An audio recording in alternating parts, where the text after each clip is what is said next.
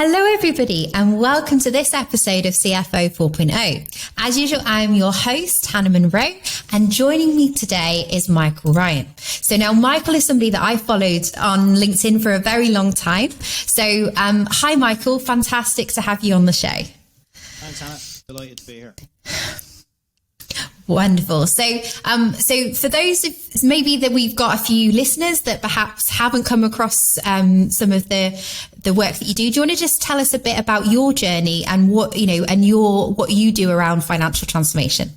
Okay. Well, I'm the founder and managing partner of Finance Transformation UK, which is a boutique consultancy that I set up 2 years ago at the height of COVID in order to transform finance faster, as the tagline says. As a result of that, we've actually had several innovations over the last 2 years, one of which is the development of Finance Transformation magazine, which is a quarterly magazine that we send out, which basically looks at the world of finance transformation from the point of view of what are the latest innovations, solutions and best practice in order to help people deliver transformation. So in terms of my own career, In terms of my own career, I've been doing this for the last nice and evenly 25 years, since 1996. During that period of time, I've worked for several large corporates. So I've worked for Whitbread Beer Company, I've worked for Argos, and I've worked for Deloitte Management Consulting and for Logica Management Consulting. And then for the last 9 years, I've been an independent transformation consultant. That's a very long time going through finance transformation and finance transformation projects. I thought I was doing well with a decade, right? You have got me beat, Michael. You've absolutely got me beat. So how has financial transformation and particularly transformation projects changed over that period? 25 years is quite a span. Yeah, well, to be honest with you, I was actually quite lucky. I started off doing my first project for Whitbread Beer Company, which was a fantastic company to work for. It was probably one of the few companies I've come across with a recognized project management group within its IT function back from 96, 97. And I learned an awful lot from those guys because my background is I'm an accountant. I'm a SEMA qualified accountant. And I rocked up to start running projects on behalf of finance to be met by the business process and IT team who were like, well, we're the professionals, Michael, you might want to sit down. And I says, well, no, you're going to impact finance, so we need to get to know each other. And back then they were running projects as professionally as any project I've seen run since, up to and including today. And they viewed project management as a discipline. It didn't matter whether it was transformation of finance or Whitbread's extremely complex supply chain setup.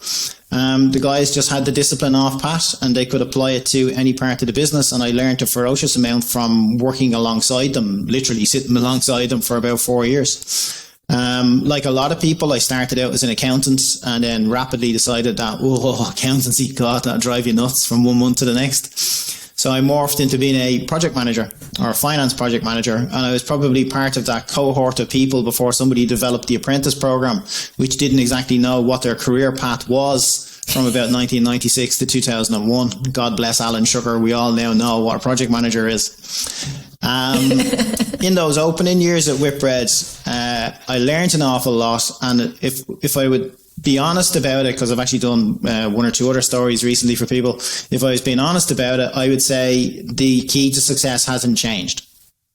How it's applied and how successfully it's approached obviously varies from one group to the next. But the key to the success is without a shadow of a doubt how you actually treat the people that are involved in the project, not specifically the project team, which would have an element of project discipline and training within it, but the end users. The degree to which you onboard them, make them part of the project team, make them part of the journey is basically the key to success. And that hasn't changed in 25 years of the evolution to we're now dealing with data science, artificial intelligence, machine learning, the whole 9 yards. And still somebody will stand up at the end of it and go, how do I get Joe Bloggs in a manufacturing site in Macclesfield to adopt this so that the system works? That part has not changed. In that, so that's a really important point, because I think it's something that's often forgotten in technology projects in particular, is that they focus so much on gathering requirements, choosing the right technology, that they don't invest enough in actually onboarding and almost the vision and buy-in piece, as it were. So tell me, what do you think is the secret sauce to success in terms of adoption? Well, I would say actually I probably got to the bottom of what the secret sauce is in my third major role in the UK when I was working for Deloitte. And Deloitte taught me three things which I have never forgotten. And I always find it amusing when people say they don't like to deal with big four consultants, since I started in industry before I became one. And if you can't learn something from one of them, then you're just not paying attention.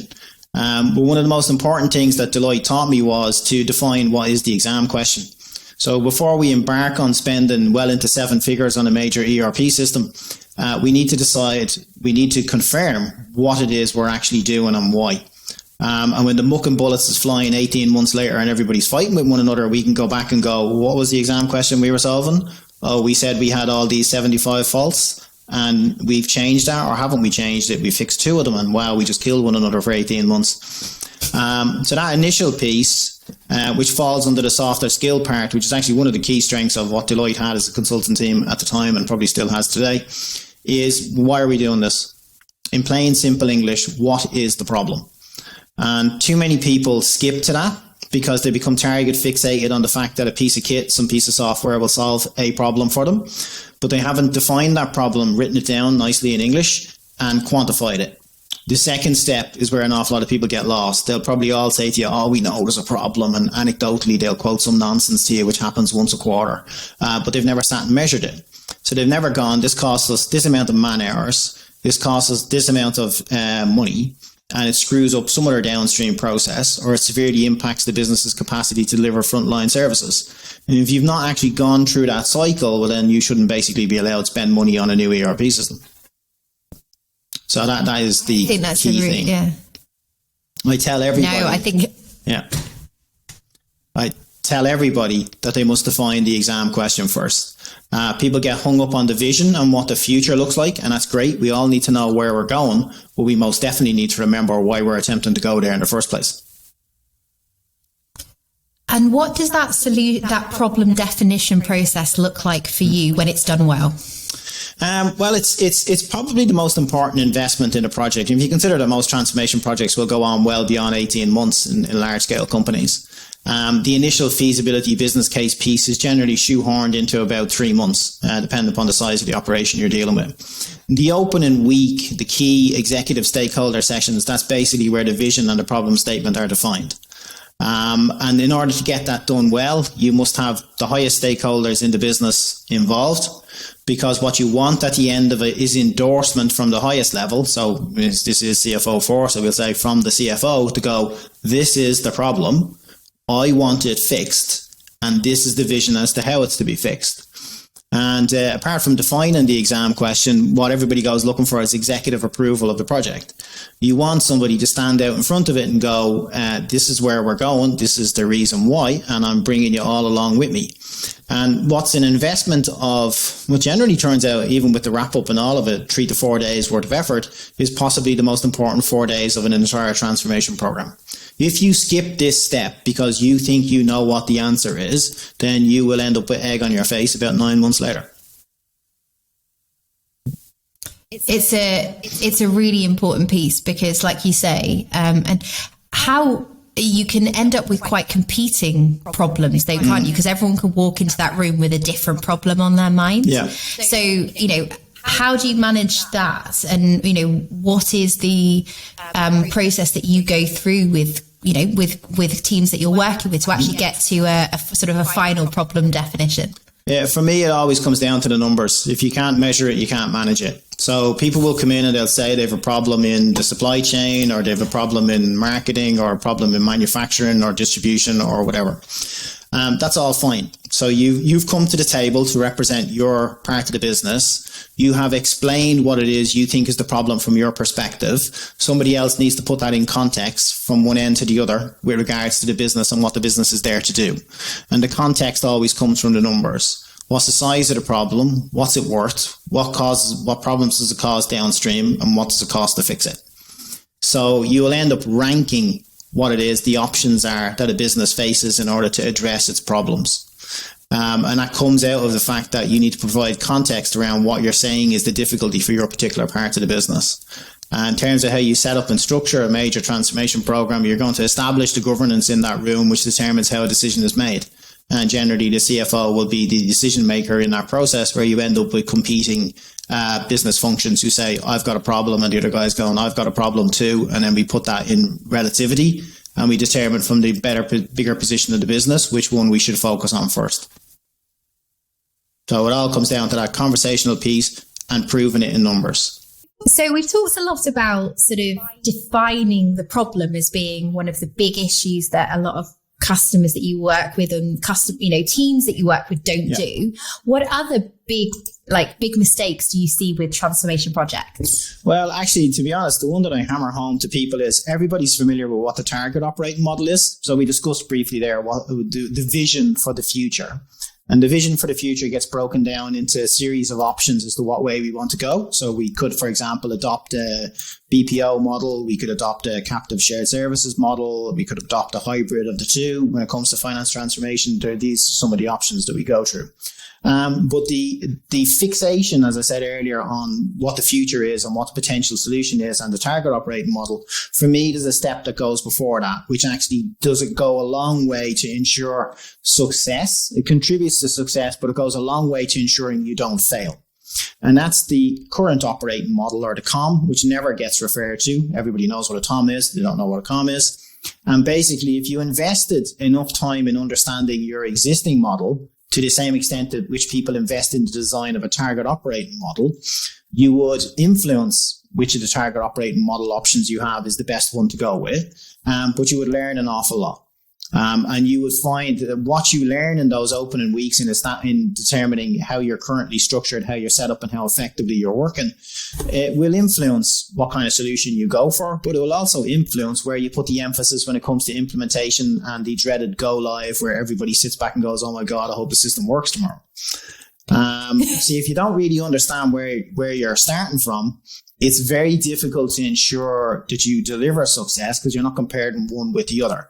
And what I find is clients, they don't focus on this. They get target fixated on what the potential solution is and what the future could look like, and that the future solves the problem.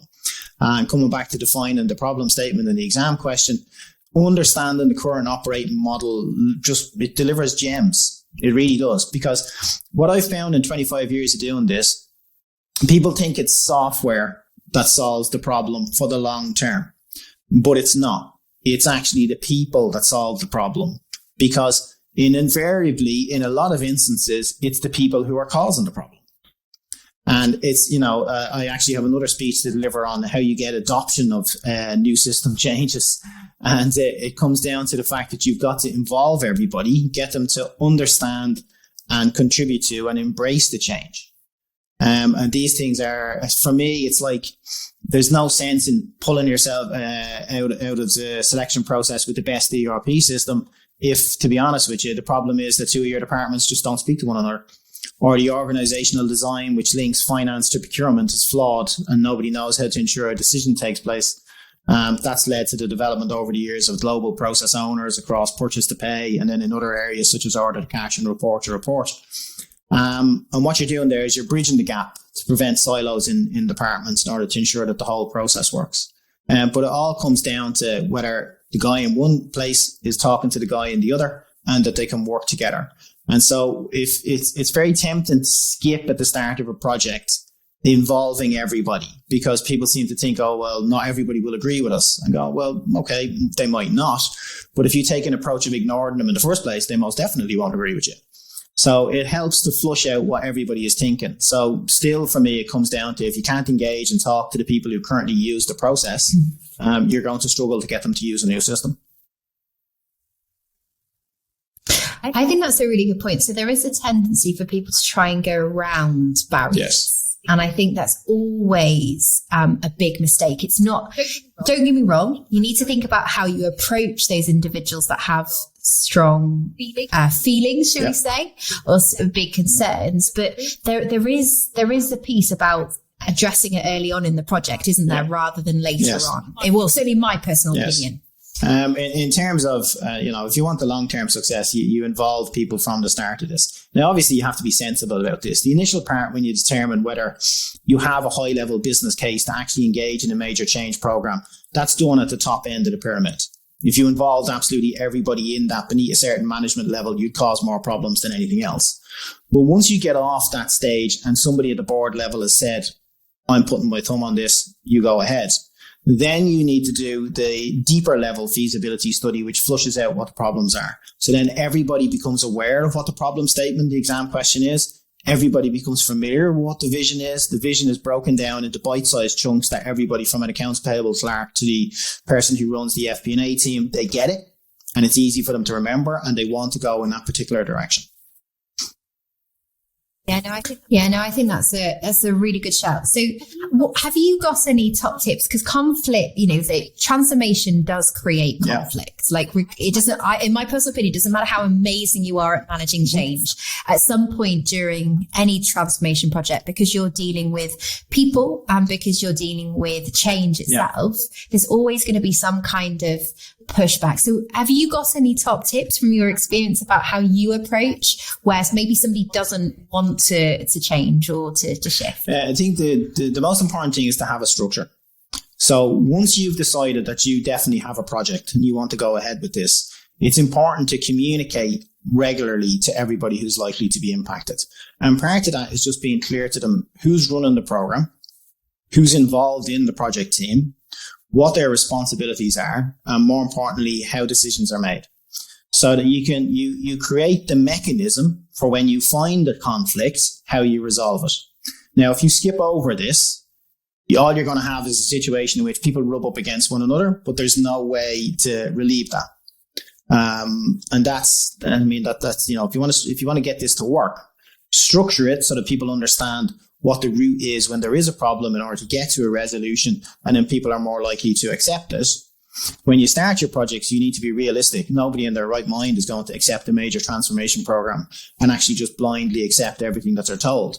You have to be prepared to actually deal with challenge. And part of that comes down to the strength of character of the leadership involved. When you pick your program leads and the individual stream leads, et cetera, they need to stick together. They need to stand up for what it is that the program is attempting to do, live and breathe it. And they need to be strong because they will face adversity. And what you don't want to do is start giving in to every little change and actually then lose the thrust of what you're attempting to achieve. And that does come down to, in my honest opinion, so we talk about the people from the point of view of do they accept the change, but there's also an element in terms of running a program where a degree of backbone is required to ensure that the train goes in the direction it's set out to go to. So those things are important. In terms of executive approval and executive support, it's always best that when you have some class of a quarterly roundtable or quarterly roadshow or update, or town hall, as they call them, that the top man or woman is standing up front and going, I still endorse the program. This is what we're attempting to achieve. This is the reasons for it. None of that has changed. These are the things we've started to accomplish. We are moving and you're demonstrating change, and there will always be resistance at line levels beneath that, but you're showing that we're going this way and you're either coming with me or you're not. Yeah. And that's the last thing I'd say as well is you need to be realistic. So I've worked professionally for 25 years. Within that time, I spent 3 5-year periods with 3 major employers. I think most people seem to think they could spend 2 to 3 years these days with a particular employer. So let's be realistic. A transformation program to be successful in a major corporate would take 2 to 3 years. So within that, the people who start the program are not necessarily the people who finish the program. And when you run a transformation program, it's probably the first time in which anybody realistically takes a good look in the mirror and says, have we the right processes? Have we the right systems? And then they'll ultimately ask, have we the right people? So allow for the fact that aside from the redundancy element that gets built into business cases, you may find that when you enter the brave new world, it's a different type of person you need. So you need to approach it in a professional and rigorous manner, because you're not going to have the same staff at the end of the journey as you had at the start. And you don't necessarily want them either, because I don't know about you, but certainly when I speak to some companies, there's some people that really thrive off for transformation projects. Mm-hmm. They love the implementation process. They love figuring out a new system. It gets them excited. And those people are brilliant to lead and to drive the change, but they aren't going to be happy with doing the day-to-day necessarily once the system's in place. We talk about a CEO for all seasons and sometimes a CFO for all seasons, but I think there is, certain individuals within finance that you might want to bring in, like you say, on a few years basis, but they may not be who you want afterwards. No, that is the case. I mean, the type of individuals who like a project environment and a change environment are typically different to the type of individuals who staff your business as usual teams.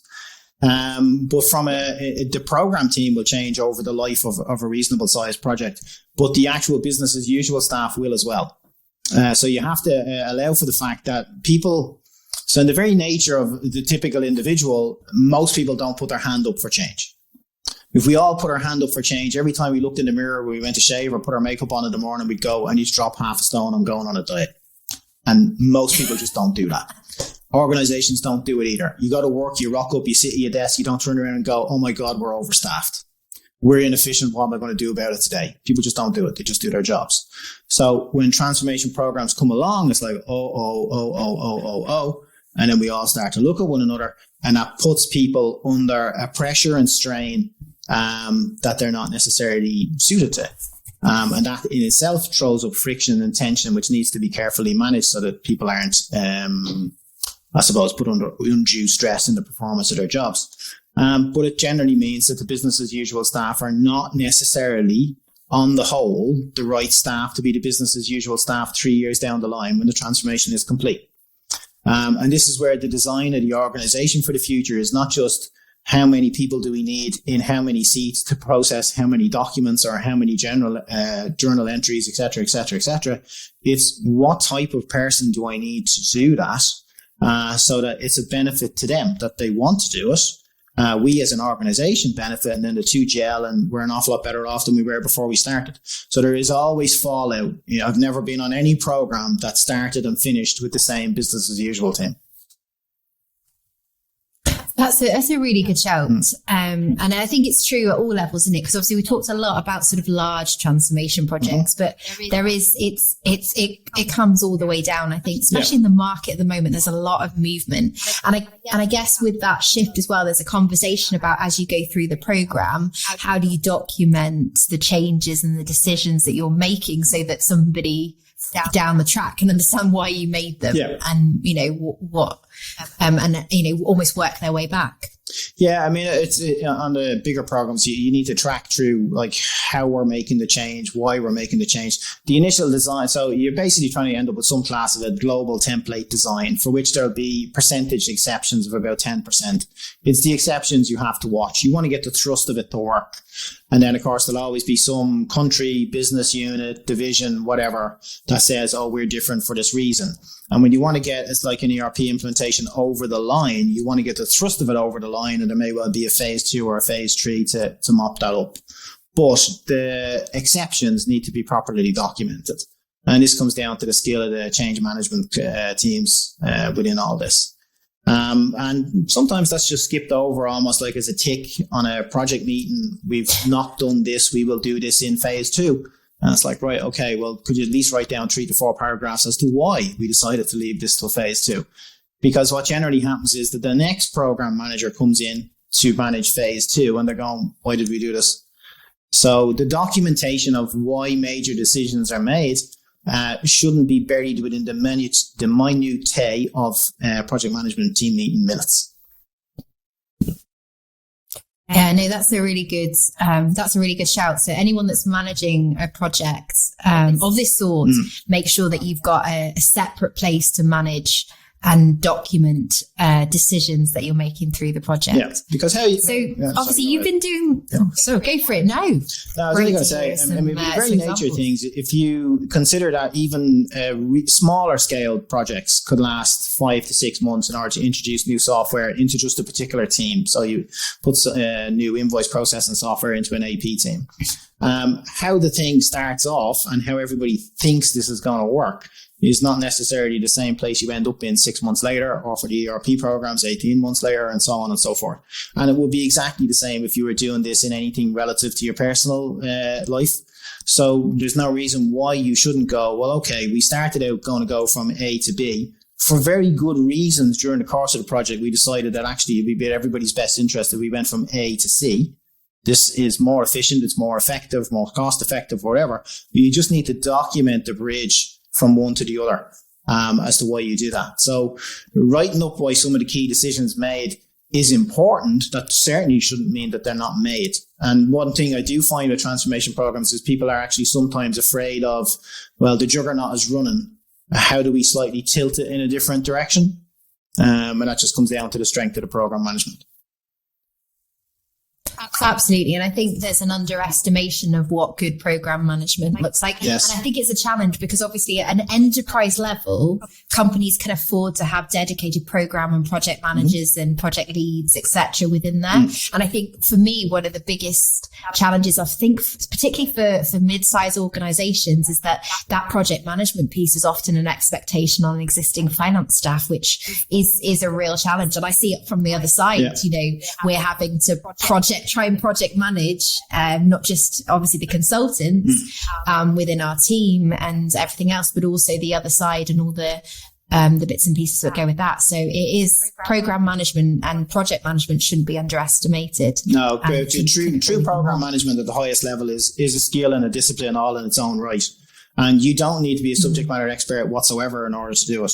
You need to be able to identify a problem and manage through. The entire job is about managing, because it's not going to end up the way you said it was at the start of the day. So you need to be able to look at what's the decision I need to make that sensibly in the context of the wider piece, and keep people on board with what you're doing and keep them moving forward. Program management is all about stakeholder management. And the ability to get results from competing resources who you don't understand their disciplines, but you understand how to arrive at a decision properly. Oh, absolutely. And again, I think the difference between project management and program management is quite vastly misunderstood. Yes. And I'd love to get your take on how you see the differences between the two. Well, generally, even in terms of the evolution of my own career, most people can go from business as usual finance positions and become project managers. The extent to which they then go on further on down the journey and become consultants and so on, where they acquire more and different skills, that's fine. It suits some people, it doesn't suit all. But you'll generally find that project managers stay within the same company for 5-6 years at a time. Whereas program managers are obviously going to move around at least on an 18-month to 2-year cycle. They're going to have exposure and experience across a range of businesses and indeed a range of industries, but they're always going to deal at the top level. It's like a project manager can only run, I would say, a work stream. You require a program manager above that who understands that, well, to be honest with you, if I've got 7 competing questions here, I'm deciding which one is most important. The project managers will only see it from their own perspective. It's a step change and a half. It's like, I don't know, Division 1 football to the top 4 in the Premiership is the difference, I would say, between program management and project management. And you've worked on quite a few different projects over the years. Out of interest, have you ever said no to any projects? Have you looked at it and gone, there is no way that this project could succeed? I have actually had no choice but to do that since I became an independent 9-10 years ago. Obviously, when we worked for the Big Four, you did whatever project was handed down to you. And there's no issue with that. I mean, it had gone through one hell of a process before it ended up with any of us. And when you worked in industry before that for Argos and Whitbread, there was no debate over what you were going to do. There was a program of work and we would get on with it. But when you work as an independent or a boutique consultancy, you have to be very careful about what clients and what projects you take on. So your degree of due diligence checking on what's feasible from what it is they're telling you is actually quite important. And I do regularly turn down work. on the basis that I think that's just, I suppose, what's the best expression? That it has too many landmines. And we could all tie ourselves up in it for 2 years, and at the end of it, it was just not worth it from that perspective. And the challenge is spotting them. That's the challenge, and a lot of it comes down to some of the stuff I said at the start, where you have programs that are well structured, well understood, well documented, well communicated. They have a vastly greater chance of success. They just need somebody to manage through the change. The businesses that possess none of that, they're the ones where you have to say to yourself, okay, I need to look at this in a bit more detail. And in my experience, you will discover within the first 48 hours of being on site at any client, 75% of what they didn't tell you before you got there. So I've started to introduce a cooling off period of a week. And when I learn more than I had learned before, I can go, right, okay, we may do this or we may not do this. It's always interesting, isn't it? Like once you actually get into the nuts and bolts, get under the hood. Yeah. My other half is a car fiend, right. So I use that term. So once you get under the hood, it's amazing what you see and what you find. And slowly I see that a lot of things are not actually finance's issue. No. And so there's a question about, is it within your control to change? I think in a lot of circumstances. Yeah, and I do. I mean, I'd be honest about it. I do find that a lot of the business as usual finance teams can use that as an excuse. So they blame one of the other departments. So typically they'll blame procurement, or they'll blame depending on the type of business it is, somebody in distribution, logistics, supply chain, manufacturing, something they don't understand. And they'll go, I can't deal with them. They don't give me what I want. I can't do this. They don't understand the knock-on effect, etc., etc., etc. And they become they diverge from one another in terms of whether they can work together as a team. And businesses do deploy process owners, global process owners, in order to attempt to do this. I think we touched upon this before. They also deploy business partners to a huge extent in order to get ridiculously back office functions to actually work together, when you would think that's exactly what they're there to do. And these things are, in my opinion, they're sticking plasters to the fact that whoever heads the individual departments themselves don't communicate well enough at their own level, and don't set sufficient direction down the line into their own staff. Basically, when I hear companies tell me that they've loads of process owners or they've loads of business partners, I say, right, okay, so there's loads of holes all over your process, and basically you just appointed people in order to run around cleaning up after them. Better run organizations do not have them to that extent. So in terms, when you hit those kind of challenges, maybe whether it's the responsibility of another team, how do you approach it? What's your tactics for actually getting to grips with that issue? The tactics are the same as some of the stuff I flowed through earlier in the conversation. You basically have to get up and go and talk to them. In my earlier days when I worked for Whitbread, I spent the entire time traveling the country, and they were amazed to find that anybody from finance wanted to rock up into a brewery or a distribution center or any of the logistics sites and actually see how this worked. But people feel that you respect them when you do that. Now, obviously, in current times, the last 2 years with COVID and all the rest of it, that's less of an option. We're doing stuff like this in order to communicate with one another. But I mean, I've worked in organizations where they've had all the video conferencing in long before anybody ever heard of COVID, and they just never used it. They would just pick up the phone. Now, you would think that the easier thing is to pick up the phone, but actually, to be honest with you learn an awful lot body language wise when you're looking at somebody. You understand, or you can appreciate to a greater extent how well your own message is coming across and landing at the other end. And sometimes you just have to front up and go and do that. Go visit them. Doesn't matter where they are. And in many of the projects that we've worked in, it's involved, you've had to fly to another country in order to see them. But if you do that, you gain respect, you gain a degree of buy-in, but you also establish a rapport for when the problems start and people start arguing and fighting with one another, which always happens in the course of these things. And the only way you're going to do that or break through that is people talking to each other.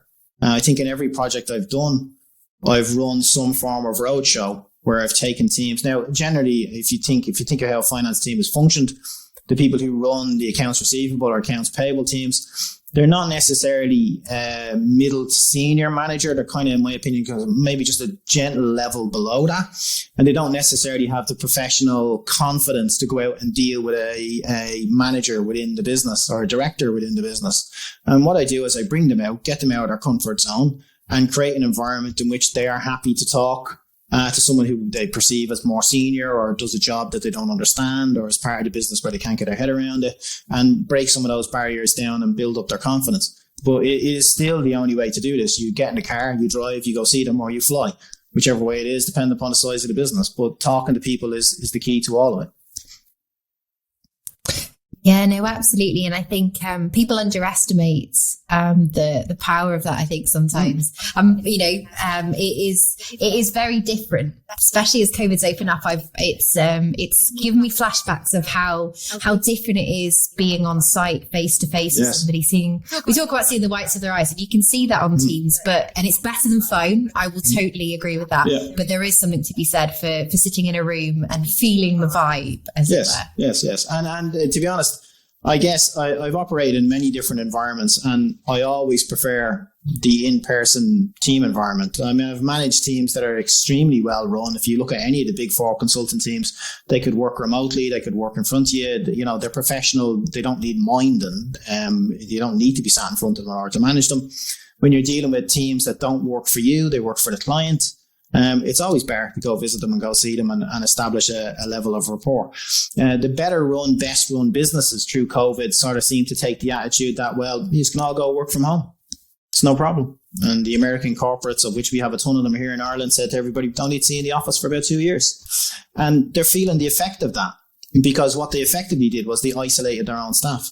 So they created mental health problems for their own teams.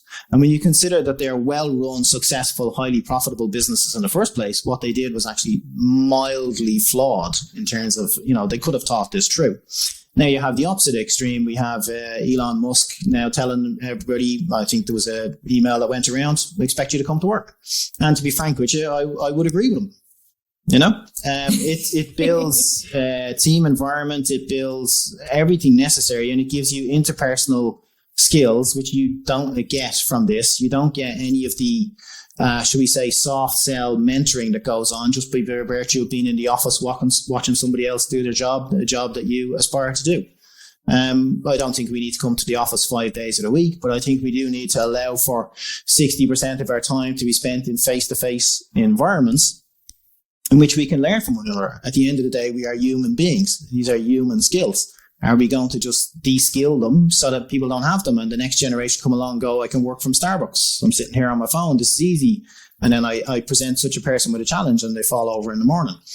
So, you don't get the same level of professional, personal development from a remote environment. So the core of it should always be out of some form of an office, and then you can be perfectly reasonable with it after that in terms of, okay, so we're not all working on a Friday or we're not all working on a Wednesday or whatever day it is, but nothing should supersede the fact that a business is a profitable enterprise, which is there in order to, deliver value for its shareholders. And that's the object of the exercise, not to, and I think this is where we could do a whole podcast episode, right, on should we be working from home, right? And I'm not an Elon Musk, right, and I'm not the American corporates, which is fully remote, right? I'm a bit like you on the fence. I personally believe it depends on the individual. From anecdotally, and this is purely anecdotally, I've seen some individuals thrive in the working from home because it suits their style, their way of working, and allows them to focus, right? Because if they're, as an individual, they work better. I've seen the opposite, right? So for me, it's about having talented managers that can understand that difference and can make it work for all. But that's a high art. This is the interesting part with this. So depending upon what part of the age spectrum you fell into, your experience of COVID working from home was different. If you were a young professional in your 20s with no immediate life partner or no children, you sat in an apartment on your own through this period of time. They are the people who wanted to go back into the office so that they got people to talk to, right? Then you saw all the people in their 30s and 40s who've settled down, they've married, they've 1 or 2 kids, they're dealing with the challenge of childcare, plus the challenge of getting to the office, the commute, right? These are the people who have something to do before they get to work because they got to leave the kids somewhere. These people suddenly turned around and went, wow, first of all, I've childcare savings costs. And secondly, I don't need to kill myself to get to the office. These people I have an awful lot of time for. They have responsibilities. their start of the day and their end of the day in the office is pressured by the fact that they are first and foremost parents. So where you fell in this scale, or if you were beyond that and you have grown-up teenage children and they look after themselves or they've gone off to work or whatever is the story, you viewed working from home or the flexibility that it gave you depending upon where you fell in that scale. The challenge that creates is nobody staffs a team based on knowing the exact composition that it wants age-wise, or the composition that it wants from, do you have family commitments? Do you not have family commitments? Et cetera, et cetera, et cetera. So, because we can't impose this on people. That's just not how society works. The challenge that creates is for an entire swathe of middle managers who suddenly had to allow for the fact, well, my team is partially populated by youngsters who want to be in here in the office. And then it's partially populated by people who have childcare commitments. They don't want to be in the office, but they're generally the ones managing the other group. So what COVID really did was it exposed completely the management abilities and indeed from a corporate perspective, the development and training invested in enabling somebody to manage another human being in the deployment of their work or the delivery of their work. And that is the real learning point out of the whole lot of it. If businesses don't allow for the fact that it's a pandemic or something else again in the future that brings everything to a halt and train people to be able to handle the management of hybrid working teams, then they're just creating problems for themselves. I couldn't agree with you more, Michael. I think you've hit it spot on. And I think there's also a piece that even within those age pieces, individuals themselves are fundamentally different, exactly. In terms of their self-motivation and all of those kind of things. Exactly. And actually, I think you're right. What the pandemic has done, and not just for transformation projects, but for working in general, it's highlighted the real need for strong management and soft skills that we've undervalued for years. Yes. We've just assumed that it was happening, by, and that whole micromanagement piece is such a challenge. Well, what it's done is it's highlighted, do people actually understand what management is? And to be really fair, I mean, most people, they go to work because we get paid to go to work. If we're lucky, we get paid to go to work and we enjoy what we do. If we get luckier again, we end up doing something that the boss thinks we're good at, and then we get promoted and then we get paid more. And then we go on up the tree like this. But nobody, apart from somebody deciding that they wanted to play for Man United from the time they were 16, really picks out what they're going to end up doing at 50 years of age. If you told me when I was, 16, that at 51, I'd be sitting here talking to you like this, I'd go, you're kidding me. What would we be talking about? Does she like football? No, but I'll happily talk about rugby. Does that count? Go on. We'll split the difference. Oh, brilliant. No, and do you know what, Michael? This has been a fabulous conversation, but I'm very aware of your time. So you obviously have a huge wealth of knowledge around financial transformation and experience, of course, over the last 25 years. So what are your top tips for our listeners if they're going to be embarking on a financial transformation project, whether they are a small, medium or large enterprise? Yeah. What are your top tips to actually kick it off and make it work? My number one top tip, and I'll give you this on the fair basis that I worked in industry before I became a consultant, hire a professional. You can't underestimate the value that you will get from somebody who's done this 10, 15 times before, because it's what they do. At the end of the day, I wouldn't teach you how to run the FP&A team. You do it every single day. So, hire a professional. The second part is be 100% clear on the exam question. The third part is make sure that the top boss, lady, man or woman, is prepared to stand up and tell the organization, this is the problem, this is the future, and this is what we're going to do about it. And do that at least once a quarter until the project is done. They're the three things that will ensure success. The fourth part, I would probably add in there, it doesn't matter whether it's technology, the people part runs through the whole thing. You got to look at it from the point of view who will be subjected to the change. Look at it from the point of view of the people who use the system. Look at it from the point of view of the people who will run the project for you. It's all people focused, no matter how much artificial intelligence we end up with. It doesn't matter whether the cars drive themselves. Somebody needs to set the rules. So, the people is just can't be lost sight of. And the fifth and final one, I won't go past 5, is that you should measure everything. Peter Drucker, who knew more about management than the whole lot of us combined, said if you can't measure it, you can't manage it. And he's 100% right. Because if you can't measure it, you've no clue whether you improved it. So don't be shy and don't be afraid to measure what you do. You do it every morning when you shave and you look in a mirror. Love that. So thank you so much, Michael. You've been an incredible guest. And so obviously, I'm sure our listeners are sitting here going, the guy knows what he talks about. I'd like to learn more. How can they find more about you, about the work that you do, and about the magazine that you were talking about earlier? Yeah. We have combined all of it very, very nicely as of only this week into one single offering within the website, which is financetransformation.co.uk. Within that, you'll find all our consulting advisory services. You'll find all our conference speaking services. You'll meet the team. You'll find the Finance Transformation magazine. And you'll find what we set up as an expert view series, which basically gives you the opinion of top class CEOs and CFOs on hot topics of interest. It's a wealth of information in one place, and it's freely available. Just click on it, take a look on it. You want to have a talk about it. My two specialities are, one, to help you start the finance transformation program successfully. And the second one is to provide assurance, which is to check on the success likelihood of an existing ongoing program. Happy to talk to you about either of those two. And if you have a great story, I'm happy to feature you in a magazine, which I'm sure we'll put Hannah in at some stage.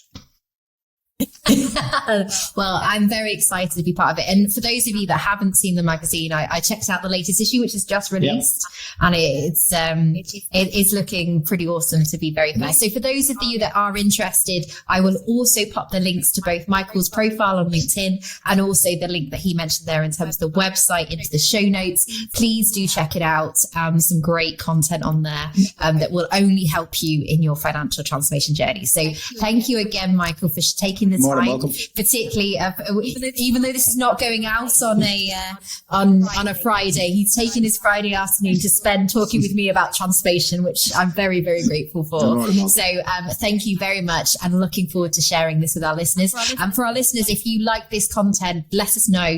Do reach out to myself, send me a message, tell me if you want more, tell me if we need to get Michael back because he's so fabulous. So don't forget to subscribe to the podcast and keep the communication going, just like you should in your next financial transformation project. So thanks everyone for listening, and we'll speak to you soon. Okay, thanks very much, Hannah.